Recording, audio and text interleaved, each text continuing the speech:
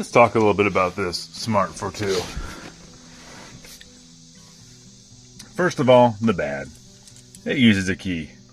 Can you imagine that a car this new, that's fully electric, and has some of these really cool capabilities, uses a freaking key? Yep, that is actually true. Second thing is, despite being the top of the model trim, this Prime that we have right now only has some LED lights. So I know that there's more LED lights than there's in the base, but I actually had to upgrade a number of the lights that are here. I've heard some people complain about the lighting in here. It is just weird orange, which makes you feel like you kind of went back to the late 90s. You'll also notice that while the armrest is actually an option, there's no place to store anything in the armrest. You think of something silly like a phone and you realize, hey, there's no place to set a phone. You could put it way back here in this rear cup holder, but you're going to notice pretty quickly that you're going to leave that phone every time you go anywhere. Now that's some of the negatives, but we can also talk about some of the positives because, hey, who wants to deal with negatives all the time? As far as positives are concerned, there's a lot to love about this car, honestly. So for the most part, it just works. I know that sounds silly, but for those of you who have driven other cars, I used to have, for example, a BMW i3. You realize that sometimes things just don't work or it doesn't seem to work right. This has that same level of kind of consistent expectation of how things are going to go that you would expect from a car, just a typical car, which is kind of nice. It really makes some of the concerns that you have about an electric vehicle disappear. One of the biggest things I like to talk about here, though, is the storage space. So at the end of the day, you may actually discover that there is an insane amount of storage space in this car. I know. Anyone you talk to says, hey, what are you talking about? It is only, the smallest car we've ever seen. But the fact of the matter is, despite it being an incredibly small car, it actually has an incredible amount of storage space right here behind the seats. It has these pockets to store things in, and the trunk is actually fairly large. The trunk may not win awards for size, but I have not seen anything I'm not able to easily carry. And that says something because I myself am 6'9" and 280 pounds. So this is one of the few cars that I actually fit into very, very comfortably. I have plenty of headroom, and the seats fit me quite well. I also have plenty of legroom. So there are other cars that unfortunately do not fall in that situation, but this one does. A lot of the shifters and things like that are exactly what you'd expect on a normal car. You don't get some of that cool factor you expect in an EV.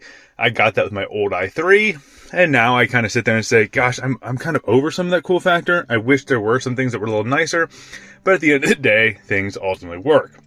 It has the basic features I expect in a car, such as automatic windshield wipers, automatic headlights. So it does the basics, but yes, it's missing some of those cool things like adaptive cruise and that sort of thing. However, this was always designed to be a city car, so it was never designed to have those kind of capabilities. One of my other biggest pet peeves is this Eco button here.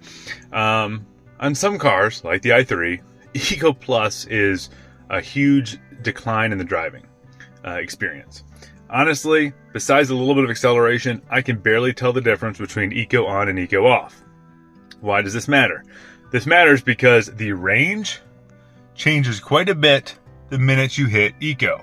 So in this case, you see I went from 57 to 62. And when you're talking about a vehicle that only has a range, in the 70 ballpark, or 60 to 70, I'll say, having an extra 5 to 10 miles is a big deal. On many cars, non-EVs, when you hit the Eco button, it stays on all the time. On this car, you have to hit this Eco button every time you get in. And guess what? If you forget, then boom, you just lost that mileage. There's no way to get it back until you charge the battery. That's a little bit of a problem. Speaking of charging the battery, one thing I've got to say about the Smart is it charges every time. You'll talk to people with other electric vehicles that say sometimes chargers seem finicky. This car has taken every charger I've given it. It's handled it perfectly fine and charged without an issue. When you get to the HVAC control, it is automatic, even though it kind of looks a little retro. Honestly, the strongest AC I've ever owned, and I've owned cars from Porsche, Ferrari, BMW. I've owned a whole bunch of different cars, and I will tell you that this is the best air conditioning system I've ever used. Now, it may be helpful that the car's so small, but this thing gets cold quick, and it gets cold very strong. So moving on to the steering wheel real quick, you have most of the controls you expect. The biggest miss is you got 4 buttons here for cruise control. Fine. This controls the menu. Fine. This controls the volume up and down. I can't change music and stuff from the steering wheel, which is kind of silly, given the fact that they somehow have 4 other buttons here that they don't need. They could have done this with 2 like other manufacturers do, and then they don't have plenty of space here, and yet don't even let you control the stereo. Somewhat ridiculous. Now, some people will complain about the stereo system that comes in these trims with the JBL and say it looks outdated. Fact of the matter is it does. But, you know, it has Android Auto. I can click Android Auto and voila, life is good. And I don't have to, you know, worry about using that interface. So that kind of makes the interface problem go away. Not really a big concern. This ends up being fine. It's just big enough. It's just good enough. It's just fast enough that I'm able to do everything I would like to do. I would like the screen to be a little higher resolution, but again, this isn't necessarily a high-end car, so there's no place to really, you know, complain about that at the end of the day, and I'm pretty satisfied with that. One of the things that you'll find interesting is when I come down here and click it down to reverse. Hey, what? Where's the backup camera? Okay, it's kind of funny because you're going to find out the backup camera actually isn't here. The backup camera is up here on the mirror. Wait, you said there's a backup camera inside the mirror. You're right. Guess what? The backup camera does not turn on if the rear hatch is open. You got that. All right. So if I make sure the hatch is closed, then you're going to be able to use the backup camera. So the backup camera thing may seem weird. Who leaves the hatch open? But you're going to notice that it's actually pretty finicky. And so therefore I have found myself many times in a situation where the backup camera was not working well. And what I can tell you is it's kind of nice at the end of the day to have it up here in the mirror. It doesn't bother me too much. Wouldn't mind it being a little bit bigger. And unfortunately, I can't get a great video of this. Hopefully this works. But you're going to see that the camera actually gives you an incredible view of the rear. So you can see yourself within centimeters of hitting something, which is pretty cool. If you've owned other cars, for example, my Ford truck, I can't even see the corners of the car. So you almost have to like guess. This is so accurate that I can park myself into the smallest spots I've ever seen in my life. I kind of chuckle because I've gone in the city a few times and there's these spots that I kind of call smart spots, which nobody else could ever fit their car in. And I sit there and say, sweet, I can actually get in that spot. So that is pretty convenient. Now going back inside the car, you'll notice there are heated seats. My heated seat is on in the middle of summer because the seats are, the buttons are right next to the seats. This is a terrible design. I will also say that. And I hate it because it is too hot for a heated seat on. The reason it's on is because when I put weight down on the seat hits the button. Okay, that's a pretty fail of a design. Outside of that though, you know, can't complain too much. The heated seats do work okay. Certainly not as good as a higher end car, but they work fine. Moving under here, I got thrown off a little bit because this is a fully loaded vehicle with all options, and yet I still notice 2 empty buttons. There are a few options that are available in other countries, but at least in the United States, there really aren't any options. I think one of these can get filled in certain years, but at the end of the day, just a small little thing. You got backup center, shut off, open the rear trunk, and this is the sound. It makes sound when you drive. That was mandated in the US by law, I believe in 2018. You'll see my buttons blinking. That's because it's been disabled, so it doesn't create that sound. Going back up here again, one feature a lot of people love is that you have constant always on charge indicator and battery life indicator. This ends up being incredibly convenient because at any time you can just look up here and you've got this dedicated gauge, which is kind of convenient. The gauges on the dash are pretty easy to understand, pretty easy to follow. No major concerns, nothing really cool, but nothing that's a problem. The lock and unlock is in the middle, next to the vent controls. The vent controls work fine. Some people have issues with the design. I don't seem to have an issue. Then you move over to the glove box. The Europeans are jealous of the American glove box, but you do have this storage space up here. And then underneath here, you have a fairly decent sized glove box, as large as you'd ever expect in a small car. You do get this small glove box down here as well. This is where I keep things like my spare chargers and stuff like that for my vehicles. And that is right here. The doors have fairly large storage spots in here. So you're able to put a bottle in there or something small, but not necessarily as large as a huge truck, but surprisingly large for this vehicle. I've heard some people say the seats aren't comfortable. I find the seats incredibly comfortable. I am a larger individual, but my wife seems okay with them. She's a very small individual. They don't bother me at all. I've had some cars that have incredibly uncomfortable seats. These ones seem fine. And then in the Prime, you do get this nice leather. I think they look pretty good. Coming back to the center console here, underneath the armrest, you do have a cigarette lighter here port and a USB port. Hard to see, but I have a wireless Android Auto that allows me to just connect to Android Auto the minute I get in the car. This car seems to be pretty receptive of most Android Auto platforms on the road. So that pretty much summarizes this car in a nutshell on the interior. But then we didn't get to my absolute favorite part, and the reason why I own it is for the convertible top. You hit the convertible top button right here, and what happens? The top begins to pull back.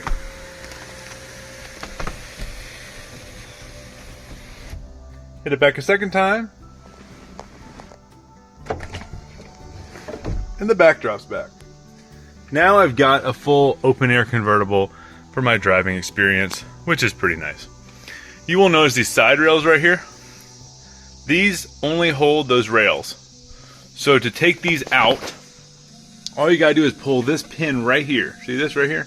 You pull this, that unlocks it, and then once it's unlocked, you just lift it up and it slides right out of the front. And now you have a true open top convertible experience. When we talk about the convertible top, unfortunately it's not as easy as some other cars. So I did drive the coupe before I drove this one, and the coupe has a smaller, or the same size latch trunk area here to store stuff in, but it doesn't have these expandable belts here. So you might wonder, gosh, why do you need that expandable belt? Well, I had figured that they would just fit into that small area, the side rails, when you took them off.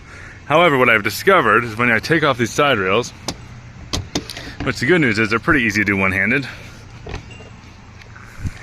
is that you discover that they go in like this. Okay. So, well, shoot, that was the right side. If I know my rights and lefts, the right side goes in like that one, and then the left side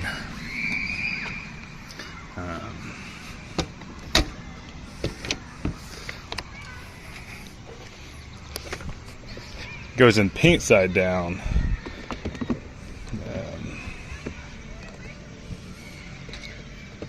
Like this. Okay, so now you have the two roof pieces on there, and then you have this that goes on top, and then you'll realize why these straps have to be bungee cords is because your roof pieces end up being securely fastened. That's fine. I'm not worried about these getting damaged in here, but you realize that this ends up taking up a couple of inches in the trunk.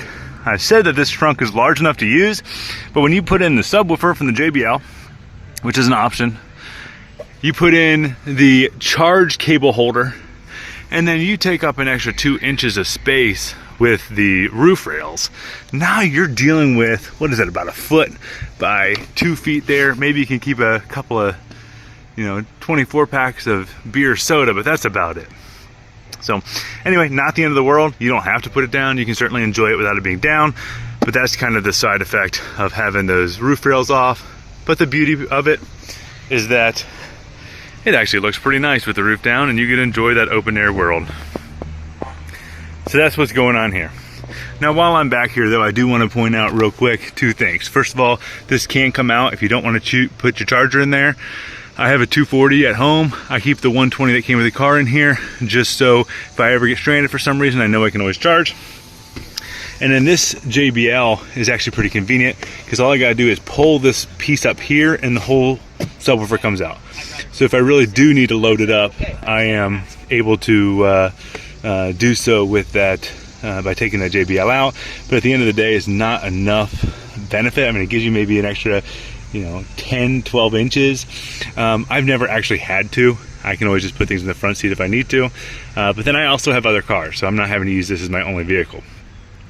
Talking about the JBL though, to be honest, I am a little disappointed in the quality of it. I like good bass, and the quality isn't terrible, but for having an external subwoofer, I would have imagined, I know it's only 220 watts, but I would have imagined getting a little bit more bass in particular out of it. There's also really no real audio control. You can turn the treble and bass up a bit, but that's it. So it is a little bit disappointing. At the end of the day, it sounds fine. It's not a complaint. It does sound fine. I would never want to have to live with the bass, like the bass model. But with the JBL, it definitely sounds a lot better in the bass. You get those extra speakers and you get the subwoofer. But again, if you've had any other car with a subwoofer put into it, this will feel like a little bit of a disappointment at the end of the day. And I would have liked a little bit more out of it. But that's really my only real complaint.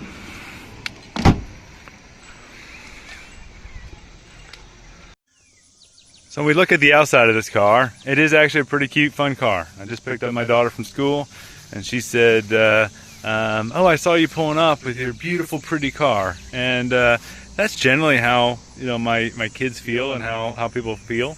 I've actually been surprised how many comments and discussions I've had. When I pull up places, I have a lot of people come up to me and just want to talk to me about this car. It's kind of interesting from that regard. I got a lot more looks, a lot more takes on driving something like the Ferrari. But this has been more than a lot of other cars. Definitely more than a Corvette, or definitely more than the i3 or something like that. And my wife has said the same thing. She said, hey, when I pull people are talking about it. They're looking at it. And that's kind of cool. So overall, I think it's a good looking car. I think it's a lot better looking than the older versions. I'm definitely a fan of the car's look. And it is what it is, I mean, you can't take yourself too seriously in this. It's like, on one hand it's funny, on the other hand it's a blast, and it's just all around, pretty cool. You enjoy it, and you have fun with it, and it's a statement piece, and people love it, and people might give you a hard time sometimes, and then they also think it's really cool. So I think that is just the nature of owning this kind of car. But as long as you love that and you enjoy having fun, I'm a diehard car guy, and I can I just love talking about this with other car people. It really is something worth talking about. So I do think it's worth kind of sharing some of the modifications I did. You'll see that I've got the sequential turn signal in there. I also made sure I replaced the turn signals and fog lights with LEDs. They're both a lot brighter, and then I know it doesn't make a big power impact difference, but they're definitely a lot brighter, and they use a little bit less power, which is always theoretically a plus. But the brighter piece is important to me because I want to be so obvious when I'm turning, or so obvious when I'm doing something. When you're driving a car like this, kind of have a little bit of that motorcycle mentality. They are super, super safe with the Trident safety cells, but at the same time, I would love to not get hit by a truck. And then with the top down, you do lose a little bit of storage space up here. There are some like tie down puffs. I can't figure out exactly what you can use those things for, but it is kind of worth calling out. And this is what you've got right now with the Smart ForTwo Prime.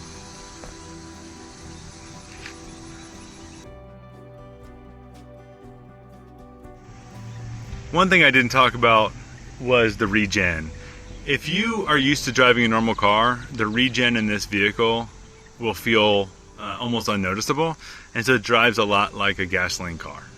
If you let off the gas, you let off the brake even at a stop sign or stoplight, it will roll forward a little bit, and then when you're coasting, you really can kind of coast. If you come from driving other EVs, you may find that a little disappointing because you really appreciate the one-pedal driving experience.